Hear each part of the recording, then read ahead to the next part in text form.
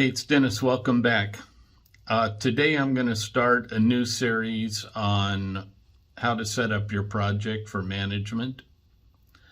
I'm at a little bit of a disadvantage because I don't know what company you work for and how well organized they are.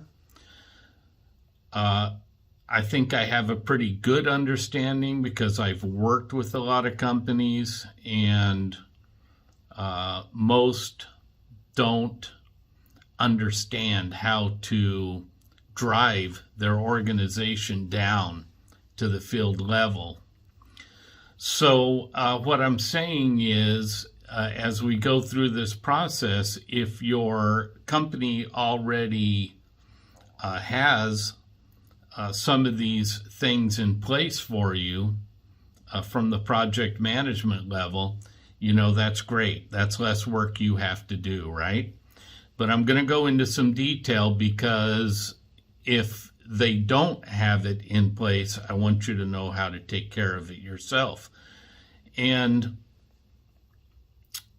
what I'm seeing in recent years is that these companies don't understand how to drive the organization that they create in the office down to their field levels. So what I'm seeing happen is the office is taking more control of the project. What used to be taken care of at the field level is now kind of being dictated by the office. And that's not really a good solution either, because you're the person that is on the job site, boots on the ground every day. And you need to be able to control that process.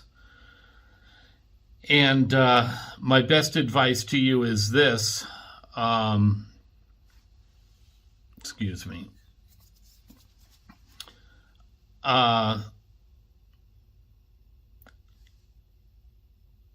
Do these things in the background. If they're not being provided for you, it's easy to offend a project manager or upset your company. But if you just take care of things in the background and pull this all together and complete a successful project, I promise you, then they're going to come to you and they're going to say, wow, how'd you do that? Can you do that again? Share that with us. If you go charging in the beginning and just try to take control, they're going to feel threatened by that. They're not going to understand the process. They're not going to know if it works or not. And they're probably going to shut you down because, they haven't bought into it.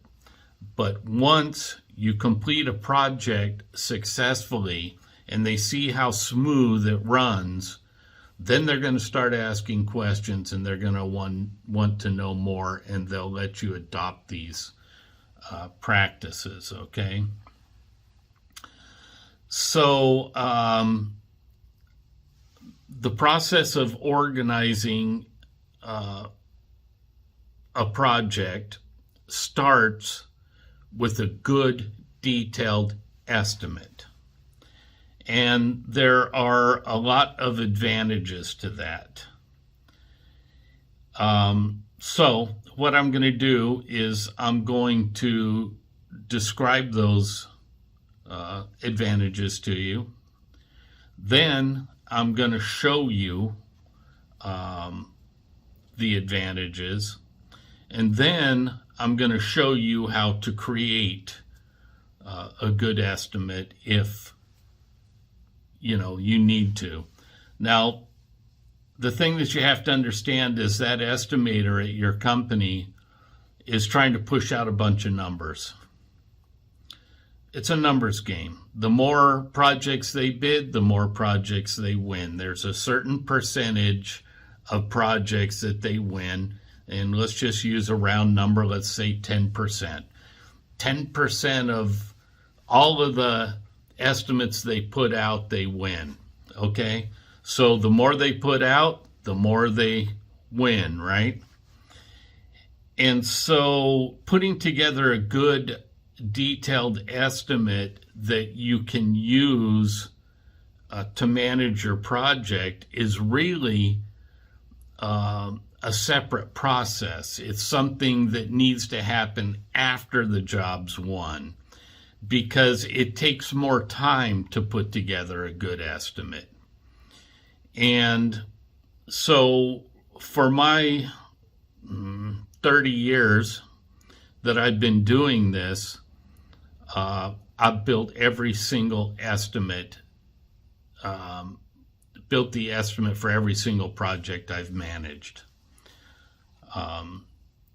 And, you know, you may end up in the same boat. Most estimates that I receive don't cut the mustard.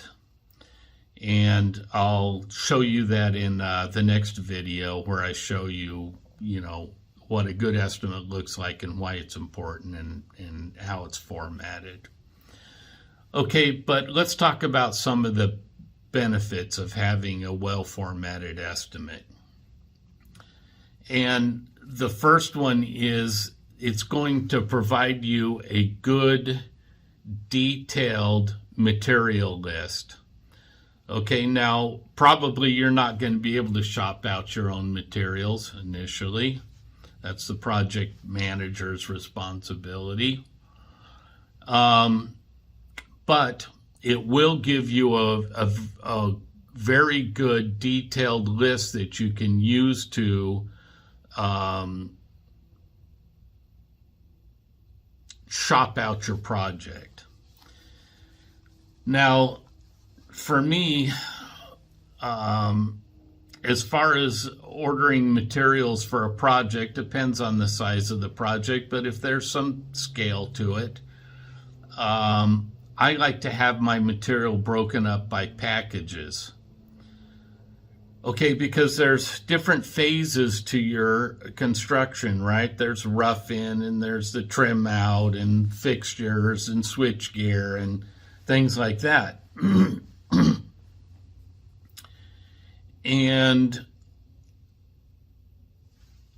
sometimes, you know, if you're on a site and you don't get all your material for the entire project delivered at one time, then you constantly have to be trying to figure out what has been delivered and what hasn't been delivered. And that can involve going through invoices. It can involve going through some type of spreadsheet your company may have to show what's delivered, and a lot of phone calls and, you know, is this here? Is this not here? Has it been ordered? Where's it at in the procurement process?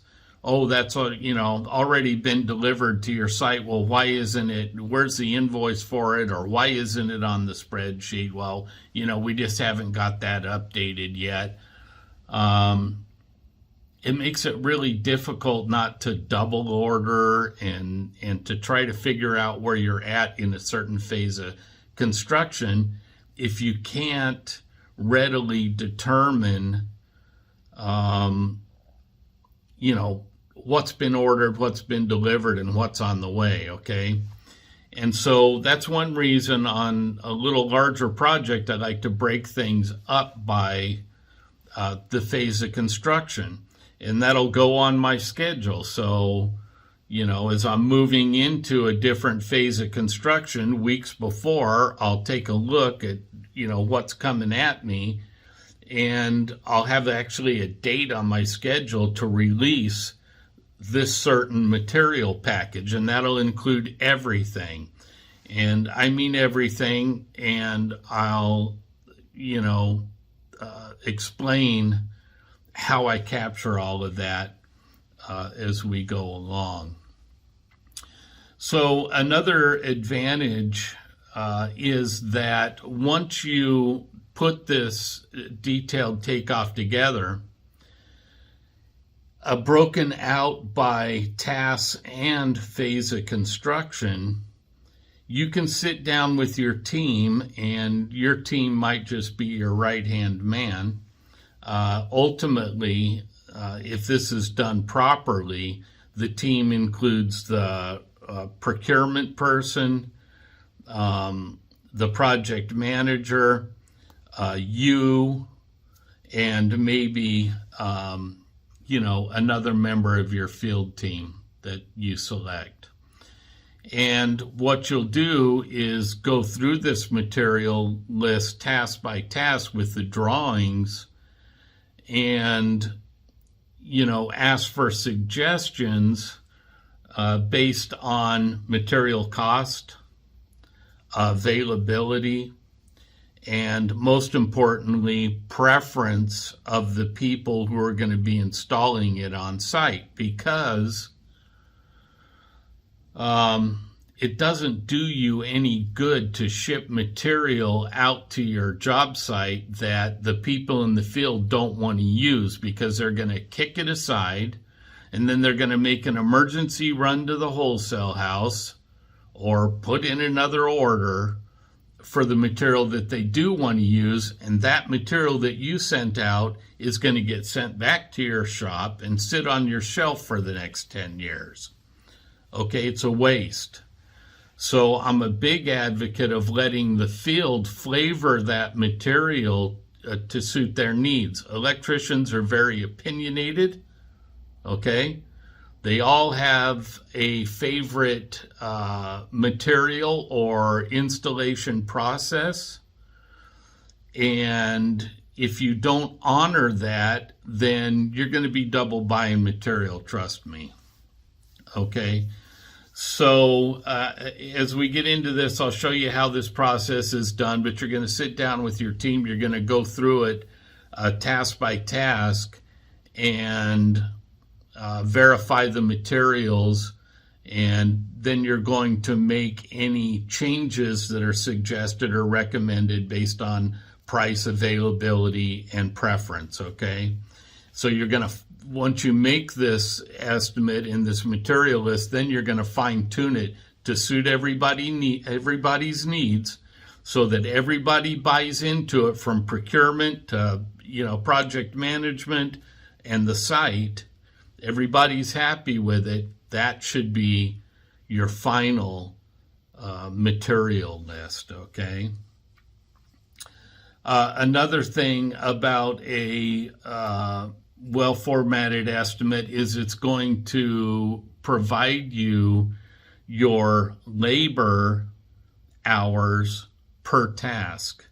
And you can use that to build a master schedule and to assign 2-week rolling schedules to individual crew members and groups of crew members, okay, crews, so that you can track their progress against the estimate and know basically on a daily basis whether you are meeting your estimate goals. So that estimate that your company spit out originally, that the estimator put together, that's the goal for the project, right? The goal is to hit that number or beat it, both in material costs and in labor costs. And sometimes cheap material is very labor intensive.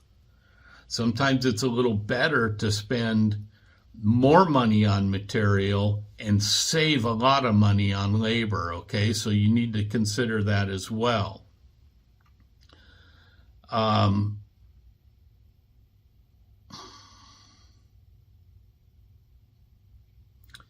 But we're going to use this takeoff to actually build our schedule. So the estimate is the goal, by breaking this estimate down into manageable tasks, what we're doing is we're creating milestones that we can check every step of the way. So, what a lot of companies do is they run like hell through the whole project, right? And then at the end, they add up all the numbers and see if they made money or not. That's a really bad practice, okay? Because at the end of the project, it's too late to make any corrections if you're starting to drift below your profit margin. Now, a lot of companies also track their labor by their accounting software, okay, and that's a little better method. However, generally that just affords you the opportunity to watch your project go in the toilet, okay? Now, instead of getting a big surprise at the end of the job, you can sit there and watch it go in the toilet. Because by the time those numbers come in to that accounting software and get distributed out for everybody to take a look at, it's too late to fix the problem.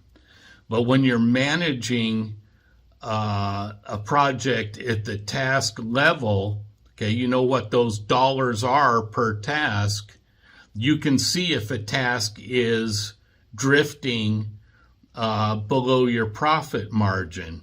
Okay, now typically on a project, there are multiple similar tasks, right? Like installing half-inch EMT, for example.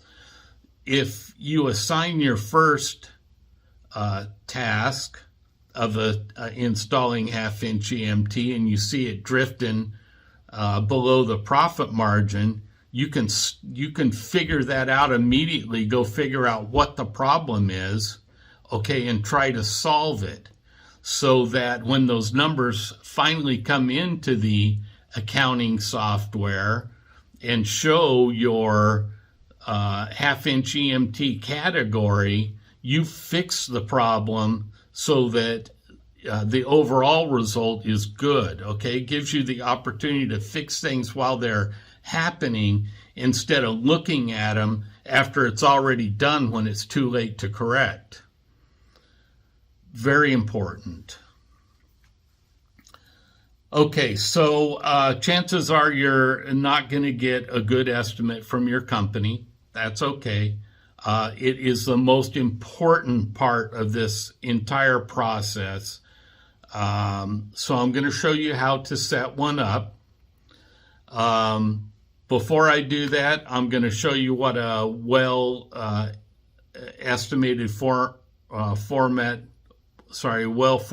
estimate looks like in the next video. And then from there, I'll show you how to compile one. So look, if you haven't done it already, hit the subscribe button so you'll be notified when this next video comes out. And if you got any value from this, please do me a favor and hit the like button and share the video so that, I can expand my reach and help more people. Okay, next video, we'll take a look at a well-formatted estimate, and I'll start showing you, we'll look deeper at the benefits and how to compile that. Then we'll go on to actually creating one. Okay, thanks a lot.